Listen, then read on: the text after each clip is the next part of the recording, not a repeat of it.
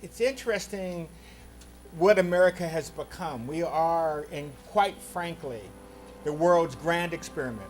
Never before in the history of humankind has a nation achieved military and economic supremacy throughout the world without a common gene pool. We are the first. All of us got here by boat, plane, and land bridge. When immigrants, especially from the South American area, Mexico, Latin America, are moving into Lindenwold and those areas, they're not the ones causing the plight. They're not the ones causing the economic difficulties and unfair housing. They're pursuing the American dream.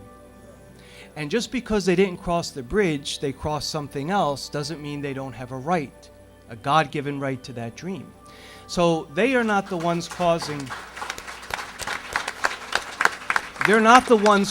the problem. The problem are being caused not by them coming in, it's who's leaving and who's going out. This is probably the toughest part of legislation that I've seen in my 10 years in the legislature. Let's face it, we are a very diverse state, but we're also I tell people this all the time, we're the most culturally diverse, economically diverse state in the country, income diverse state in the country, but we're also one of the top 5 most segregated states in the country. That doesn't work, and that has to be fixed. And I think the policies that are there are exciting. I think the things that have been brought up, both in our private meetings and I believe in today's presentation as well, are something that we can embrace together. The main thing I would say is that creating communities like this takes a lot of work and it takes a lot of effort, and it doesn't just happen. He recognizes that as long as we have segregation and concentrated poverty, divisions and sprawl, we cannot be sustainable. We cannot be unified, and we cannot compete in the global marketplace. It was said earlier today that New Jersey has had a lot of good ideas, but ideas don't get us anywhere unless we organize to build our power and take action. You need to mobilize and move your heart. Secondly, communities of faith, pastors, lay ministers, folks that are trustees in your parishes and your various congregations. You can mobilize people. You can mobilize your parishioners. They're waiting to be shepherded. And so they're going to turn to us. They're going to turn to New Jersey Regional Coalition, and then we together are going to turn to the politicians. The coalition said it was right that state money should follow poor children to the suburbs. They said it was right to end the practice of allowing rich towns to pay poor towns to take their affordable housing obligation. And they succeeded when the pundits said it could not be done. A strong economy or economic development and the environment are not mutually exclusive. In fact, you can't have a good environment without a strong economy, I feel, because you don't have the resources then to do the things that you want to do to improve your quality of life. Again, it goes back to revenues, to funds, to invest and make us a better place to live and do business. We're going to simply say we're going to remove the outcome processes of neighborhood design and make sure that we don't have any disparate outcomes, but we're going to have healthy neighborhoods. We're going to have neighborhoods that are going to be clean for people, where schools work, where people know each other, where people feel safe. And all those things, people are going to say, wow, that's just a dream. How could we possibly have that? Well, I want to tell you, if you're not dreaming, why live? I mean, to be blunt, right? Life, if you want to wake up in the morning and be mediocre, do it on somebody else's time, right? All we need now is the political will to use the power and knowledge to get the job done, and get it done in a time frame that makes sense for people here today and future generations. We had one competitive advantage naturally. Through training and determination, our ancestors could run into the ground any mammal on Earth.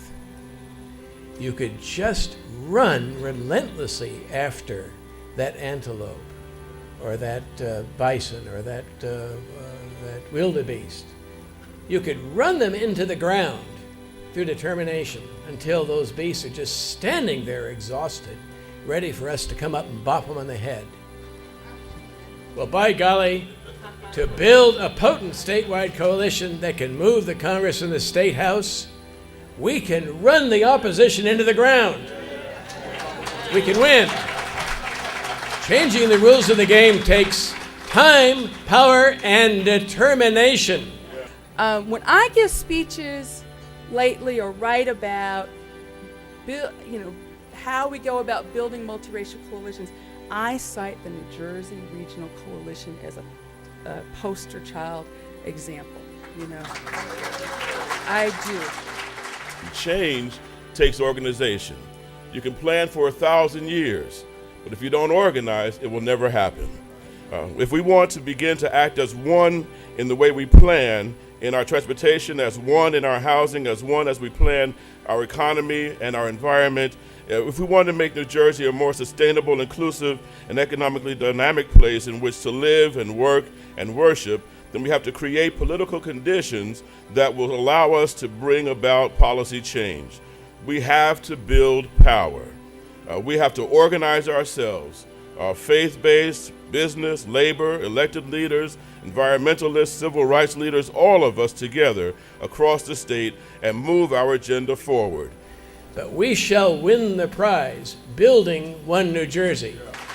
I am so proud of you, and I give the example of you guys repealing that awful regional contribution agreement. And I understand, the good news is you guys are ahead of the game. The bad news is you don't ever get to stop fighting, right? They're trying to undermine the whole regime, I understand. You don't ever, when you're an activist, you don't ever get to stop fighting for what's right. So just accept that, But there's victory in the fight, right? There is victory in the fight. You are on the right side of the fight, right? God is with us on this, right? So I want to thank you for your life's commitment. I want to thank you for your focus and your stamina. I want to thank you for your coalition. I want to thank you for making a difference. I want to tell you, though, you got to want it. There is a hole so big a truck can get through. And our issue, are you willing to run through it? And are you going to make mistakes? The answer is yes. Who doesn't? But in the end, your great-grandchildren will look back and they'll say, that smart generation saved this country. This smart generation dreamed dreams we thought were impossible, that any kid anywhere could be president. Any kid anywhere could win a Nobel Prize. Any kid anywhere could find cures for cancer. Any kid anywhere could write a book or a song or music yet unheard that would stir us to be great. So thank you for your dreams and your hopes.